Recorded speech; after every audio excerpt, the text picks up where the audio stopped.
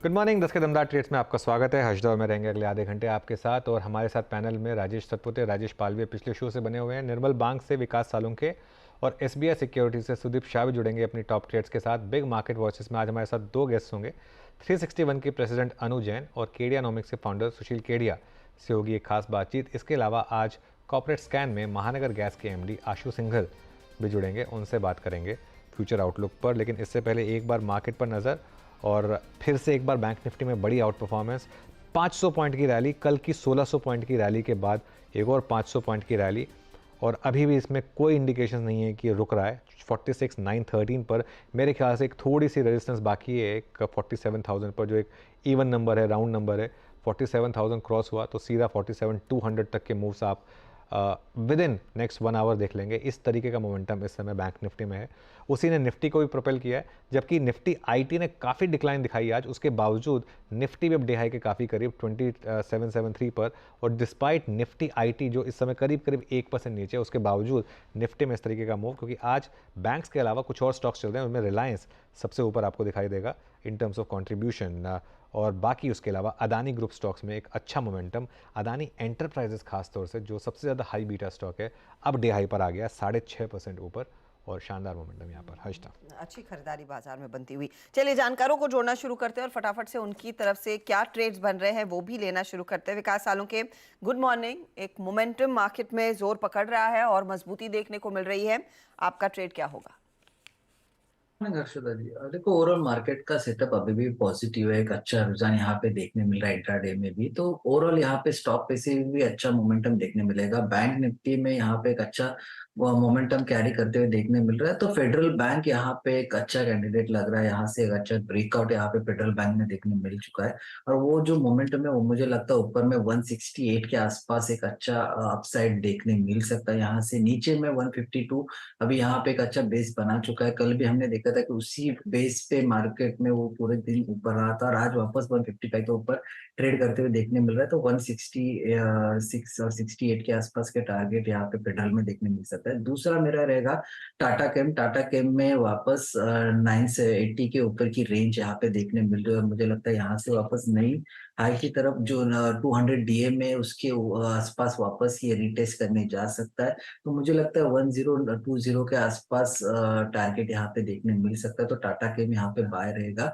Overbought zone से, over sold zone से एक अच्छा अपमूव यहाँ पे देखने मिल सकता है। तो यहाँ पे पॉजिटिव साइड देखने, नीचे में 970 का स्टॉप लॉस लगा के 1020 के आसपास के टारगेट टाटा के में यहाँ पे देखने मिल सकता है। 1020 के टारगेट के लिए मौका टाटा केम में और 168 का टारगेट फेडरल बैंक में, दोनों तेजी के ट्रेड। सुदीप, गुड मॉर्निंग, आपके ट्रेड्स? गुड मॉर्निंग अर्षदा जी। मेरा पहला ट्रेड है एमएनएम। एमएनएम में हमने देखा है कि पिछले कुछ दिनों में एक अच्छा मोमेंटम बना हुआ है, और ये ऑटो ऑटो सेक्टर को थोड़ा अंडर परफॉर्म कर रहा था पिछले महीने तो, और लेकिन ये लास्ट 4-5 दिन में हमने देखा ये काफी अंडर परफॉर्मेंस काफी हद तक कम हो चुका है। और ये एमएनएम अभी जो अपना सितंबर महीने का एक जो स्विंग हाई था 1650 1660 का, ये अब उसके ऊपर फॉर्मली सस्टेन कर रहा है। और हर एक टाइम फ्रेम पे, आप डेली वीकली मंथली हर एक टाइम फ्रेम पे एक पॉजिटिव स्ट्रक्चर देख रहे हैं हम। और साथ ही साथ जो 1680 और जो एट द मनी के पुट्स है वहां पे हमें अनवाइंडिंग भी एडिशन दिख रहा है, और कॉल्स में अनवाइंडिंग दिख रही है। तो मुझे लग रहा है यहाँ पे 1660 के स्टॉप लॉस से 1760 1780 के टारगेट्स हम एमएनएम में आते हुए देख रहे हैं। और दूसरा स्टॉक है दालमिया भारत। अब सीमेंट स्टॉक्स में एक अच्छा मूव, अच्छा ट्रैक्शन हमने देखा है पिछले कुछ दिनों में, और अंबुजा और एसीसी में तो एक अच्छा मूवमेंट कल आ ही चुका है। बट मुझे लग रहा है कि दालमिया भारत में एक कंसोलिडेशन के बाद जो हमने पूरा नवंबर महीना 2150 और 2220 के आसपास का कंसोलिडेशन देखा था, वहां से पिछले 1-2 सत्र में हमने ब्रेकआउट देखा है, और आज हमें एक फॉलोअप एक्शन भी नजर आ रही है दालमिया भारत में। तो मुझे लग रहा है ये स्टॉक को बाई किया जा सकता है शॉर्ट टर्म मोमेंटम पर्सपेक्टिव से, 2290 के स्टॉप लॉस से 2450 2460 के टारगेट के लिए। ओके, चलिए अब एक काम करते हैं, राजेश पालवे जी को भी जोड़ लेते हैं फिर से एक बार। राजेश जी, गुड मॉर्निंग, बताइए इस समय की fresh pics. Good morning Anu ji. तो देखिए यहाँ पे पीएसयू बैंक में पीएनबी पे बाय करने की सलाह है। स्टॉक में एक स्टेबल स्ट्रक्चर यहाँ पे बनते हुए दिख रहा है, और जिस तरीके से स्टॉक में एक ब्रीफ करेक्शन के बाद वापस से स्टॉक में एक अच्छी स्ट्रेंथ लास्ट 2 हफ्तों से बनी।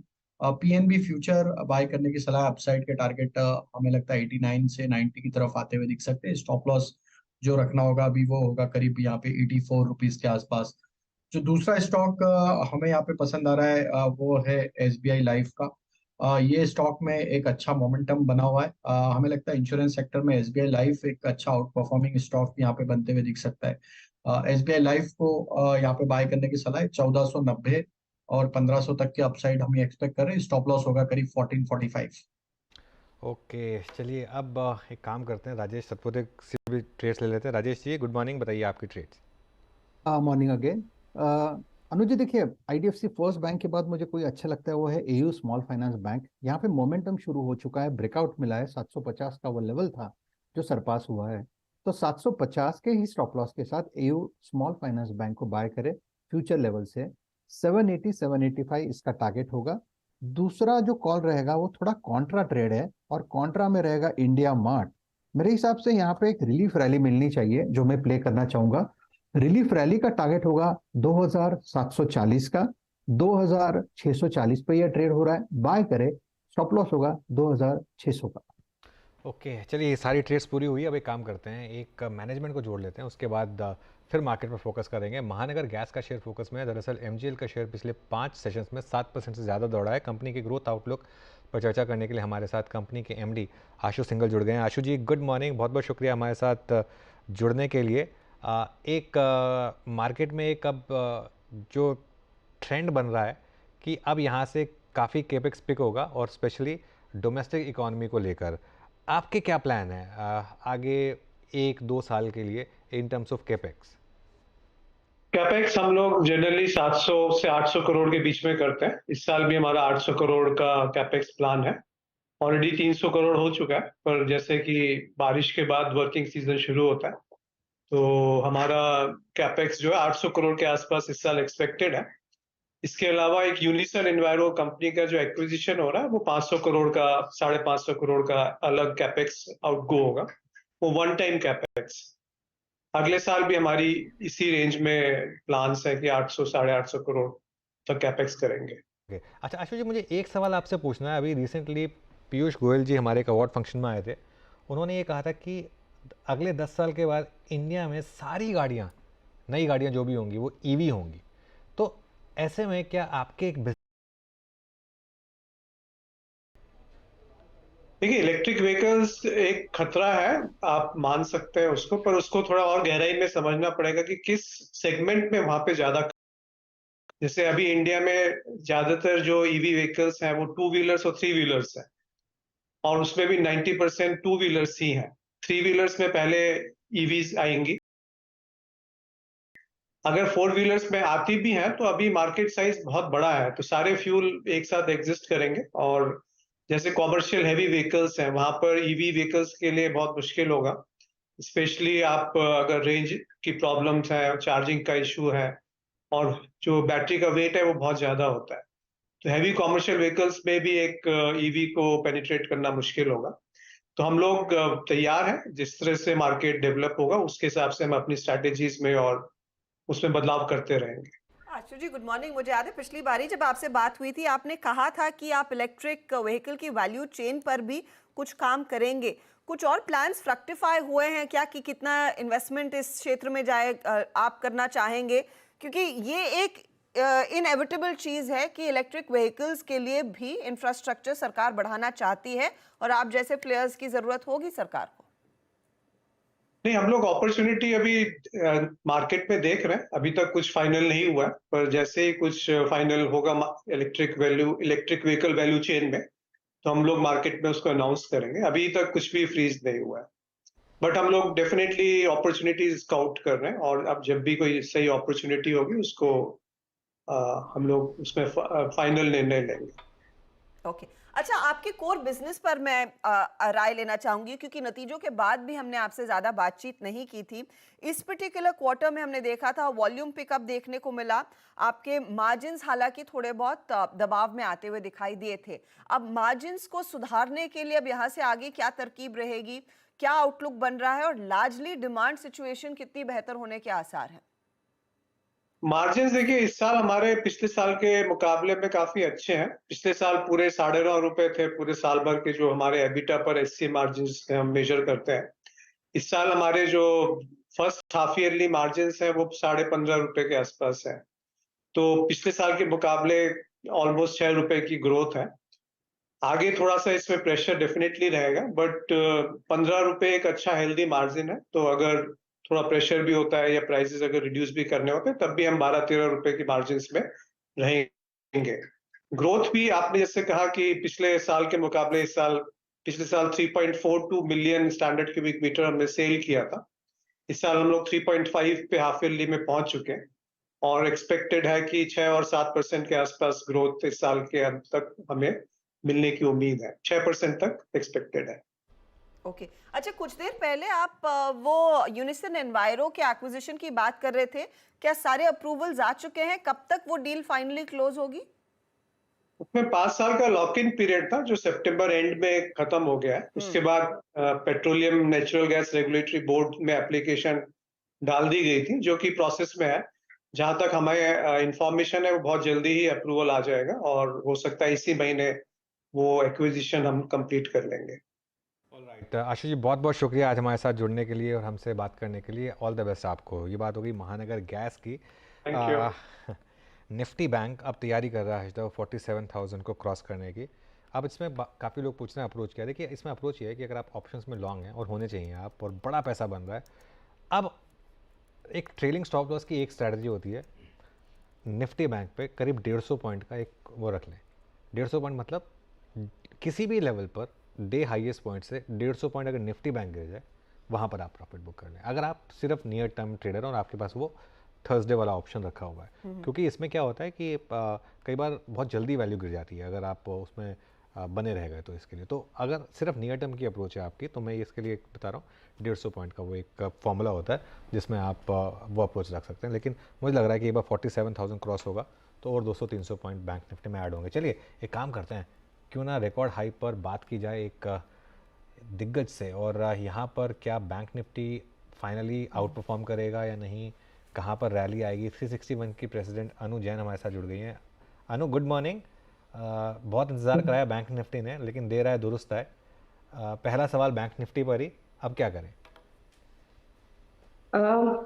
So Anuj, thanks for having me here. And overall, जब पिछली बार भी हमने बात की थी तो मैंने आपको यही कहा था कि जब तक बैंक निफ्टी नहीं चलेगा, निफ्टी नहीं चल सकता। अब आपने वो एक कंसोलिडेशन के बाद एक पहला मूव देखा है। There is a chart which is a ratio chart between Nifty and Bank Nifty. वो बेसिकली आपका सितंबर एंड में करीब 2.2 पे बॉटम आउट हुआ है and we are close to 2.24 2.25। उसके ऊपर टिकेगा तो वो एक ब्रेकआउट होगा। तो लगभग एक साल में 7% का अंडर परफॉर्मेंस है बैंक निफ्टी का। एंड अगर ये 2.25 को क्रॉस करता है, जिसकी पूरी संभावना लग रही है, तो I think you will give that 7-8% catch up move which will be an just catch up to the Nifty. तो अगर आप वो देखें तो मेरे ख्याल से जो शॉर्ट टर्म टारगेट आ रहा है वो लगभग 48,000 के थोड़ा अंदर आ रहा है। बट अगर आप एक मीडियम टर्म टारगेट देख रहे हैं तो वो लगभग जस्ट अ शेड बिलो 50,000 आ रहा है। तो I think this rally has legs, but given the world situation, yes, we were expecting yesterday to be a flow कि मेरे को जो दो चीजें मैं देख रही हूँ, वो एक तो ये है कि कल का FI नंबर मुझे उतना ना मिला जितना मुझे उम्मीद थी, या जिस तरीके से HDFC ICICI मूव कर रहे थे। तो वो अगर देखें तो एक तरीके से पॉजिटिव है कि अगर अभी तक वो पैसा नहीं आया और हमारे डोमेस्टिक ने यहाँ तक ले आया, तो वो अगर पैसा आएगा तो आपको एक 10% का मूव यहाँ से आने में in the bank Nifty which is closer to 50,000, I don't think it will take time. उम्मीद ये है कि दिसंबर रिजल्ट के बाद, जो लगभग एक महीने बाद से आने शुरू हो जाएंगे, और तब आपका basically in the western world एक rate cut in 5 months or 6 months will start getting priced in. That will not only benefit banking but the entire emerging market back. So I think flows will increase more in the next year. What is coming now is a bonus, but yes, I think incrementally from year to March is what मैं देखूंगी bank Nifty के लिए कि एक बहुत positive period हो सकता है। तो अगर आप यहाँ पे इन्वेस्टेड हैं, जो हमारे ज्यादातर क्लाइंट्स हैं, यू जस्ट राइड इट। अगर नहीं है तो यहाँ पे आई थिंक 50% लेके, और 50% कोई भी ड्रॉप किसी भी कारण से आ सकता है, आप तब ऐड कीजिए। गिरावट पर मौका डेफिनेटली रहेगा, लेकिन निफ्टी बैंक का समय आ गया है, अब और रफ्तार दिखाएगा। अच्छा, निफ्टी बैंक अकेले तो चलेगा नहीं, इसमें बैंकिंग के जो दिग्गज हैं उनका भी योगदान रहेगा। अनु, तो आप किस पर बैंक कर रही हैं? कल जो तेजी या चमक हमने आईसीआईसीआई बैंक, एचडीएफसी में देखी, उसी के साथ जाना ज्यादा बेहतर है या फिर कुछ और कैचअप करने के लिए भी बैंक सामने है? तो हर्षिता, ये बेसिकली डिपेंड करता है कि आपका रिस्क प्रोफाइल क्या है। अगर आपका risk profile safe steady investor का है, तो मेरे ख्याल से एचडीएफसी, आईसीआईसीआई, एक्सिस और एसबीआई, इन चारों स्टॉक्स का अगर आप एक कॉम्बिनेशन लेंगे, you will get very good returns, and this will be with medium risk. Okay, I mean the stock market risk is always there in the market, but ये medium risk के stock है। आप अगर नीचे जाएंगे तो आप चाहे वो छोटे पीएसयू बैंक्स लीजिए, छोटे प्राइवेट बैंक्स लीजिए, आपका रिस्क प्रोफाइल बढ़ेगा और आपका उसके साथ return, the beta is higher, so you are playing the beta there. तो वो आपको अपने रिस्क के अनुसार वो एक डिसीजन मेकिंग करना पड़ेगा। ऑल्सो एक चीज और बताऊंगी कि अभी तक स्मॉल कैप्स बहुत चल चुके हैं, तो कहीं ना कहीं लार्ज कैप्स का आउट परफॉर्मेंस जो सब बोल रहे हैं वो होगा। तो आपके पोर्टफोलियो में लार्ज कैप स्मॉल कैप का क्या एलोकेशन आपको कंफर्टेबल लगता है, वो आपको डिसाइड करना है। मार्केट अपने अनुसार चलता है, लेकिन आपका रिस्क मैट्रिक्स आपका अपना होता है, जो आपको not as per the market but as per your comfort level वो पहले से डिसाइड करके रखना पड़ता है और उसको रीबैलेंस करना पड़ता है। तो मेरे ख्याल से वो एक इनवर्ड लुकिंग इंट्रोस्पेक्शन हर इन्वेस्टर को करना चाहिए। This is not for traders, this is for investors, तो वो आपको डेफिनेटली करना चाहिए। बिल्कुल। अब नॉन बैंक्स में फिर लार्ज कैप्स में क्या पसंद होंगी आपकी, और कहाँ पर आप पैसा लगाने के लिए एडवाइस करेंगी? सो कल और एक इंडेक्स ने ब्रेकआउट दिया है, वो आपका ऑयल एंड गैस इंडेक्स है, and we have seen BP, IOC, HPCL give big moves there. वो हमें लग रहा है कि यहाँ से भी मूव्स देंगे। हाँ, एक बार को ओवरबॉट ऑन द चार्ट्स हैं, तो आपको एक कंसोलिडेशन, माइल्ड करेक्शन जरूर दे सकते हैं। अगर मैं आपको आईओसी का एक वो देती हूँ। आज हमारे एनालिस्ट से हम डिस्कस कर रहे थे कि 117 रुपए पे है, इस साल करीब 15 रुपए का डिविडेंड आएगा, अगले साल चलिए हम 12 रुपए का मानते हैं, 12 रुपए का तो डिविडेंड आएगा 117 के ऊपर, तो 10% तो डिविडेंड यील्ड है। स्टॉक हमारी उम्मीद फंडामेंटली ये है कि ये 170 तक पहुंच जाएगा, तो आपको 50 रुपए वहां और लगभग 12 रुपए वहां, आपको 60 रुपए के आसपास मिल रहा है। तो हो सकता है कि ये 118 का आपको 105, 106 कभी भी दिखा सकता है। तो यहाँ से लेकिन अगर आपको वो रिस्क प्रोफाइल है और वो रिटर्न की आपकी उम्मीद है, तो आई थिंक डिप्स पे ये लेना जरूर बनता है। जो एक और स्टॉक है जो नहीं चला इस सेक्टर में, वो है आपका रिलायंस। ओके, आई नो ये आपका चैनल है, but I am saying that because मेरे ख्याल से ये स्टॉक भी एक साल में वो रिटर्न नहीं दे पाया है। जहां तक कि अनदर फंडामेंटल फैक्टर जो बेसिकली इन सारे स्टॉक्स को इम्पैक्ट करता है, वो जीआरएम मार्जिन्स हैं जो गिर गए थे पिछले एक साल में। We have seen a negative bias. एक महीने में GRMs have gone up, Singapore margins have gone up by about 30-35%। And हम इस समय वेनेजुएला और जो बाहर से जो क्रूड है वो सब हेवी क्रूड है, तो चाहे रिलायंस है चाहे हमारी ओएमसी कंपनीज है, उनका ये GRM will be even higher. So मेरी उम्मीद ये है कि इनके रिटर्न्स अच्छे होंगे। The only overlag is that probably there is LPG के prices pre-elections कम किए जाए, but उनके futures भी काफी 2 महीने 3 महीने के अगर आप futures देख रहे हैं तो वो भी negative bias पे हैं. So it may not hit them, it may be profit neutral, and I think that would be the time कि अगर OMCs गिरते हैं because of the LPG price correction or the government initiative there, it would be a great time to double up at that time. तो अभी आप थोड़ा ले सकते हैं, लेकिन जब भी वो अनाउंसमेंट आएगा, आई थिंक उस समय आप उसको डबल डाउन कर सकते हैं। तो रिलायंस, आईओसी, एचडीएफसी बैंक के कुछ मौके हैं। अब अनूप, लेकिन कल और आज में हमने एक चीज नोटिस की है कि मार्केट अग्रेसिवली हाई बीटा की तरफ जा रहा है और आपके so called defensive pharma, IT, इन सब से थोड़े बहुत हाथ पीछे खिंच रहे हैं। टेक्नोलॉजी काउंटर से अब क्या अंडर परफॉर्मेंस ही देखने को मिलेगी या फिर ये साइडलाइंस पर ही पड़े रहेंगे? आपकी अप्रोच क्या रहेगी निफ्टी आईटी में? देखिए, अगर आप ट्रेडिंग बायस देखेंगे तो people were into tech for some time, okay, because वो एक पुल बैक रैली दे रहा था। अब वही पुल बैक रैली आपको बैंकिंग में दिखती है, तो people have limited funds, they will move from one sector to the other. Within Nifty IT इस क्वार्टर के अर्निंग्स में भी हम कुछ खास अप मूव नहीं देखेंगे, तो fundamentally there is nothing to drive it.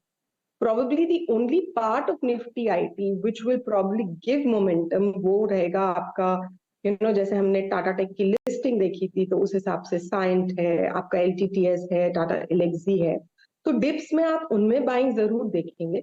But जहां तक कि मुझे इन्फी, TCS और जो मेन लीडर्स हैं, उसमें अभी भी मुझे लग रहा है कि प्रॉबेबली थोड़ा कंसोलिडेशन अब आएगा।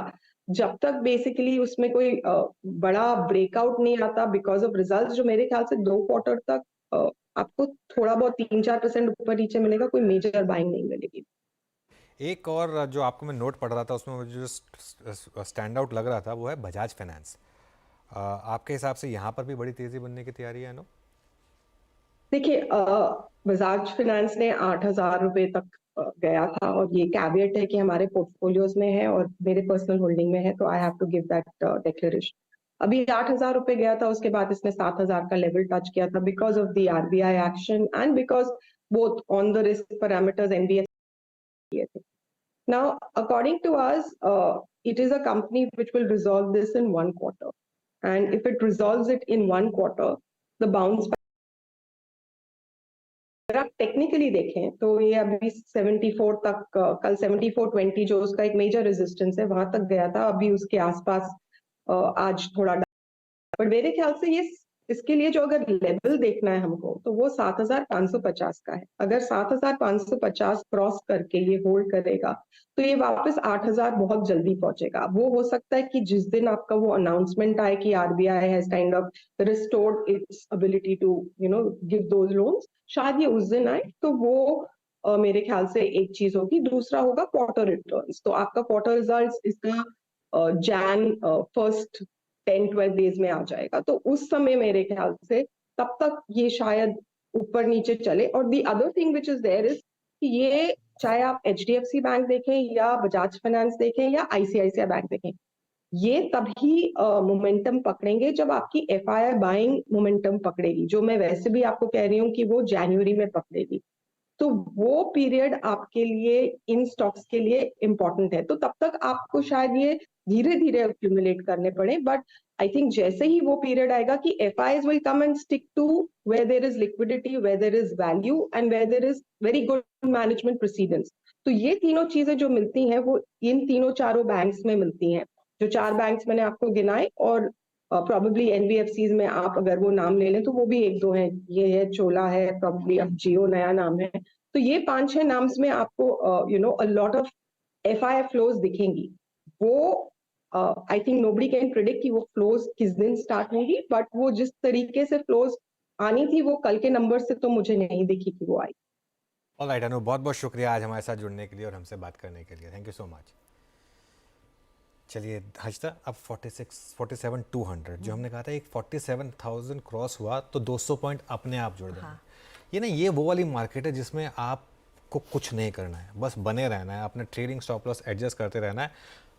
एक और बात, आज आपका पैसा उल्टा ज़्यादा बना होगा कल से, क्योंकि कल भी अगर आप कैरी फॉरवर्ड करके गए होंगे उसको, तो आज उन ऑप्शंस में और ज़्यादा आग लगी होगी एकदम से, जिस तरीके से वो ऑप्शंस बस्ट आउट हुए होंगे उसमें। और निफ्टी भी अब 2800, एक बार फिर निफ्टी ले आइए वापस ज़रा, और वो देखते हैं वो 21,100 क्रॉस करने की तैयारी कर रहा है या नहीं कर रहा है।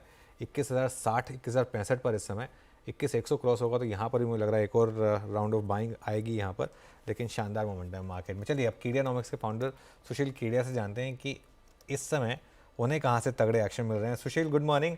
स्टॉक्स की बात बाद में करेंगे, पहले बैंक निफ्टी पर एक व्यू हो जाए। अब 47,200 पर हम इस समय। तो देखिए, ऐसा है, जब आग लग चुकी हो ना, माचिस की कीमत आग लगने के पहले है, आग लगने के बाद तो माचिस भी बची खुची जलेगी।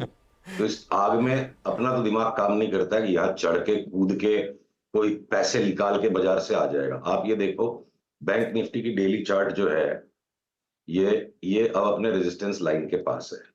तो हमें अगर बिजनेस करना है, एक प्रोसेस को अपनाना पड़ेगा, एक तौर तरीके से चलना है। भगवान बनने की तो कोशिश कोई कर ही नहीं सकता। तो तो ऐसे में हम कैसे ले लें यहाँ पे चढ़ के? अब अगर ये ब्रेकआउट आ जाएगा तो RSI एक्सट्रीमली ओवरबॉट है। तो भाई साहब ऐसा है, जब जोर से खेल हो ही रहा है तो जितना है उतने को संभालना पड़ेगा। आप यहाँ लेते जाओ तो निकलोगे कैसे? So we are waiting and watching. जो चीजों में अंडर परफॉर्मेंस है और उनमें बाइंग सिग्नल्स आ रहे हैं, उसमें जा रहे हैं एज यूजुअल, हमेशा की तरह। चाहे बाजार में आग लगे, चाहे बाजार में पानी बरसे, काम तो काम के तरीके से करना पड़ेगा। तो यहाँ उछल कूद मचाने से मेरे को नहीं लगता है कुछ होने वाला है। जो अंडर परफॉर्मिंग आइटम्स है, अडानी अंडर परफॉर्मर था, वहां ले लिया। ITC अंडर परफॉर्मर था, अब वो यहाँ से देखिए रिवर्स हो रहा है, तो वहीं जाना पड़ेगा। बैंक निफ्टी फटते ही जा रहा है, तो ठीक है, जो है उसमें कमाएंगे। कोटक महिंद्रा लिया हुआ उसमें कमाएंगे। हम चढ़ के लेते ही जाएंगे तो निकलेंगे कब? प्रॉब्लम वो है जी। बिल्कुल, माचिस की कीमत आग लगने से पहले और छतरी की कीमत बारिश जब तक चल रही है तभी तक। खैर एनीवे, सुशील जी, अब इस समय फिर आप फोकस कहाँ कर रहे हैं? मार्केट तो तेजी का है, तो करनी तो तेजी ही है, तो फिर कहाँ पे तेजी करें? जहां पे मलाई थोड़ी बची हो उसमें जाए। मलाई खा ली गई तो वो मतलब चोट न लग जाए। तो जो बहुत ओवर हीटेड हो चुके हैं वहां पे ट्रेलिंग स्टॉप लॉस है, जितना बिक गया तो बिक गया, पछतावा करके फायदा नहीं। तो जो लैगार्ड्स हैं, जिनमें रिस्क 2% का और अभी भी 10, 12, 15% की जगह हो, तो वैसा कल जैसे आपसे बात हो रही थी तो अडानी ग्रुप के स्टॉक्स थे, ITC है, रिलायंस में भी मुझे लगता है वापस मोमेंटम आना शुरू हो जाएगा। तो लार्ज कैप्स की तो वो पोजीशन है। अब देखिए, अगर 21,600 तक का भी दुस्साहस किया, 21,200 तक का, और वहां से 300 पॉइंट बचे हैं, तो क्या पता जो थके हारे परेशान से बी ग्रुप के स्टॉक्स हैं, अब ए ग्रुप के स्टॉक्स में जबरदस्त रोटेशन स्टार्ट हो जाए। BPCL, HPCL जो इमेजिनेशन के बियॉन्ड चलेगा, वहां करेक्शन आ जाएगा। आपके बैंक्स में कहीं करेक्शन आ गया, लैगार्ड चल रहे हैं, तो इंडेक्स रोटेट करे 500-600 पॉइंट की रेंज में, ये मैं अनुमान लगा सकता हूं। भविष्य नहीं पता है। तो ज्यादा आसान सौदा ये लगता है कि जो बी ग्रुप के स्टॉक्स में ठंडक थी तो वो चल सकते हैं। जैसे NDTV ने यहाँ से उछलना शुरू कर दिया, आपके स्क्रीन के सामने अगर NDTV की चार्ट हो, अगला पड़ाव एक बार 270-80 लगता है तो यहाँ 20% की जगह है। या MTAR टेक में थोड़ा सा उछाल आना शुरू हो गया, नीचे घटा हुआ स्टॉक है, तो हम तो वही ट्रेडिशनल तरीके से ही काम कर पाएंगे अनुज जी। मतलब वो बिल्कुल जैसे स्थित प्रज्ञता जो भगवत गीता ने कहा है ना, जो हजारों करोड़ों में कोई एक बन पाता है, तो वो मेंटल स्टेट होगी, तब आप आग में हाथ डाल के पैसे कमा पाओगे। साधारण मनुष्य के लिए साधारण तरीके से ही काम करना पड़ेगा, चाहे बाजार में असाधारण वातावरण बना हुआ है। ओके, तो सुशील जी, अदानी ग्रुप स्टॉक्स में कुछ पिक किया जाए क्या? आज यहाँ पर बहुत शानदार तेजी। अब देखिए, लास्ट ये भी इतना फास्ट चलते हैं। ये जो अडानी का पिक था इस पॉइंट पे था, और कल का बाजार खुलने के पहले फ्राइडे को एक और ब्रेकआउट था। आज भी कोई ने दुस्साहस करके कल के हाई के ऊपर गया तो ठीक है। अब भाई साहब 2132 वाला अगर अडानी इंटरप्राइजेस 2855 हो गया, तो मतलब अब देखो, या तो आपको जो एग्जिस्टिंग पोजीशन पे आपने स्टॉप लॉस 2770 का लगाया हुआ है, 2750 का लगाया हुआ है, तो आज किसी को नया लेना है तो 2750 का स्टॉप लॉस लगा के लेना है, वो 2 मिनट में कट सकता है। तो अच्छा है कि वातावरण बहुत ही खुशहाली का है, पर वो कहते हैं ना कि पियो उतनी जितनी संभाल सको। तो पार्टी बिल्कुल फुल फॉर्म में अपने ग्रैंड स्टेजेस में है, और सबको उतना ही गिलास बड़ा भरना पड़ेगा जितना वो संभाल सके। तो अपने से तो इससे ज्यादा संभलेगा नहीं अनुज, जो है उसी में मजा करेंगे। एक चीज बिकेगी तो ही दूसरी चीज लेंगे, नया टोटल नेट एक्सपोजर बढ़ाना नहीं। ओके, यहाँ जूस पीने की बात हो रही है, थोड़ा ध्यान रखिएगा, कुछ और मत समझिएगा। जूस भी जरूरत से ज्यादा पी लोगे तो शुगर फट जाएगा ना ऊपर। मैं वही कह रहा हूँ, मैं और क्या कह रहा हूँ, मैं भी तो यही कह रहा हूँ कि जूस भी आप उतना ही पिए ना जितना आप सहन कर सकते हैं, वरना पानी भी उतना पीना चाहिए जितना सहन हो सके। पानी भी हद से ज्यादा खराब हो जाता है। हाँ, चलिए टॉपिक से थोड़ा सा डाइग्रेस कर रहे हैं हम। कोई ज़्यादा टाइम बचा नहीं हमारे पास, कोई इंटरेस्टिंग स्टॉक आइडिया जो अभी भी, जो आप कल ना बता पाए हो, जो आपके रेडार पर एकदम से अभी आ गया हो? तो हमारे पुराने स्टॉक्स में जब बाइंग रिज्यूम हो रही है तो विल बी फील सेफ कि हम NDTV को रिकमेंड करने में हमें दिक्कत नहीं हो। सारे गामा अगर पुल बैक और आ जाता है थोड़ा सा 360-55 के आसपास तो लेंगे। तो पुल बैक्स में लेने का बाजार है, तेजी का माहौल बरकरार रहेगा मुझे लगता है पूरी जनवरी भर। रोटेट हो जाएंगे बीच में, लार्ज कैप्स की जगह स्मॉल कैप्स में मूवमेंट आ जाएगी, एक सेक्टर से हम दूसरे में चले जाएंगे। तो सीमेंट्स में भी जैसे मान लीजिए इंडिया सीमेंट पे हमारा डबल का व्यू था, तो एक बार 280 तक चला जाए फिर पुल बैक आएगा तो लेंगे। तो अनुज, इस वक्त मैं बहुत ज्यादा कंफर्टेबल नहीं हूं कि लगातार नए एक्सपोजर्स को ऐड करवा पाऊं। अक्सर हम मंगलवार को माचिस लेके आते हैं, पर आज माचिस की भी कीमत नहीं बची है। चलिए सुशील जी, बहुत बहुत शुक्रिया। फिर अब अगले मंगलवार को बात करेंगे आपसे, तब तक शायद आपके पास एक नई माचिस हाँ, तब तक मार्केट थोड़ा बैलेंस हो जाएगा। बैलेंस हो जाएगा। बहुत बहुत शुक्रिया आज हमारे साथ जुड़ने के लिए। मार्केट में शानदार मोमेंटम, और जैसे मैं कह रहा था कि आज शायद आपके लिए कल से भी बेटर दिन है, क्योंकि आज मार्केट ने आपको एक और अपॉर्चुनिटी दी, और 750 पॉइंट बैंक निफ्टी पर, 140 पॉइंट निफ्टी पर, और शानदार रैली अदानी ग्रुप स्टॉक्स में। चलिए नीरज जी आ गए हैं ट्रेडर्स हॉटलाइन के लिए। Neeraj ji good morning. Good morning अनुज। आपके सपोर्ट में कोई लेवल अभी आज के लिए जरूरत है? कल तो 1500 पॉइंट चला था। कोई लेवल नहीं, आज भी हो सकता है 1500 चल जाए। मैं तो कह रहा हूँ 1000 तो चल जाना चाहिए आज, और 250 पॉइंट तो आप तो आराम से बनेगा। और एक और चीज़ कह रहा हूँ मैं इसमें, कल हमने कहा था कि कैरी करिए पोजीशन, मैं आज फिर कह रहा हूँ, अब अपना स्टॉप लॉस 150 पॉइंट बढ़ाते रहिए, कैरी करिए। और एक चीज़, आपको कल एक और गैप अप मिलेगा, कल जहाँ पे आज बंद होंगे ना, कल एक और गैप अप मिलेगा। अगर आप नियर टर्म ट्रेडर हैं, कल सुबह गैप अप पे प्रॉफिट बुक करिएगा। अगर आप वो उसमें आप एकदम जैसे कहते हैं ना क्रीम ऑन टॉप, अगर वो खाना चाहते हैं तो कल करिए। तो कल, लेकिन हो नहीं पाता है, किसी से भी हो नहीं पाता है, क्योंकि इतना प्रॉफिट दिखता है ना स्क्रीन पर, सब बुक कर लेते हैं। तो वो, लेकिन अगर आप हिम्मत कर सकते हैं तो स्टॉप लॉस बढ़ाते जाइए और एंजॉय करिए इस रैली को। ये कभी कभी आती है, ये मेरे ख्याल से साल का एक ऐसा फेज है जो एकदम साल के एंड में आया, लेकिन आया तो आया सही, बिल्कुल सही। और अगर आपकी हिम्मत है तो थोड़ा स्टॉप लॉस ऊपर करिए और इसको कल के गैप अप को भी एंजॉय करिए। तो बैंक निफ्टी में 47,160, 750 पॉइंट की मजबूती के साथ, और 150 पॉइंट निफ्टी। चलिए शुरुआत करते हैं सबसे पहले हेडलाइंस के साथ।